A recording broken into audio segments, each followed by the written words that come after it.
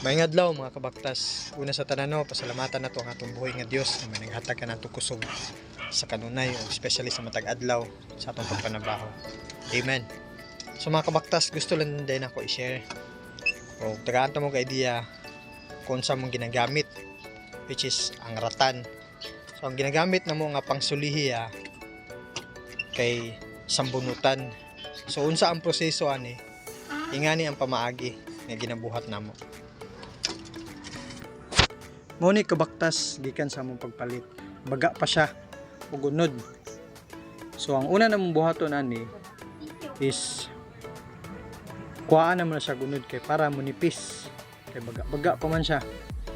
So ang kini nga klase nga ratan split is sambunutan. Mao na ang pangsulihiya. So ang ginabuhat sa akong papa karon kay iyan ang kuhaan ug unod para munipis. So iyang ginaspukan niya para munipis siya.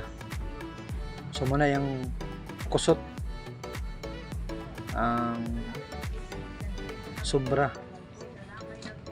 Tapos pag humana na muna na siya munipis na.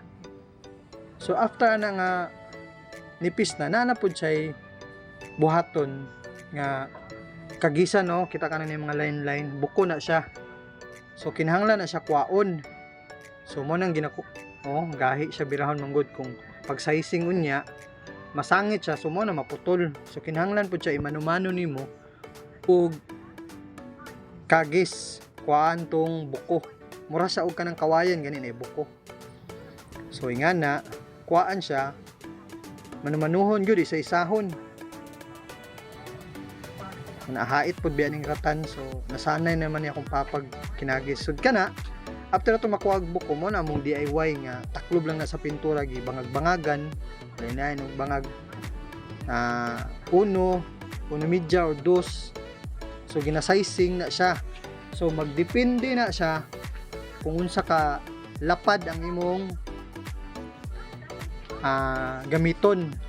So kung gamay ang bangag sa distansya sa imong isulihiya, so gamay pod, i-sizing pod nimo siya gamay. So kana kay dako man, so mao po na yung lapad-lapad pod. So human ato na sizing na siya, so imo na po na siyang paluapan og kagis kay baga-baga pa man to ganina. So kuhaan na po nimo siya gamay, so bawas-bawasan mo na ang final. Kuhaan na po nimo ang sa ilalom katong ganina nga gispukan. Tapos ang ibabaw ana kay naman na siya panit, kuhaan pod. So pag humana to, mo na siya. Mo na ang resulta nga nalimpyo na. So ready na siya pangsulihiya or gamiton sa ratan sheet. So mo na makawakta. Salamat. God bless.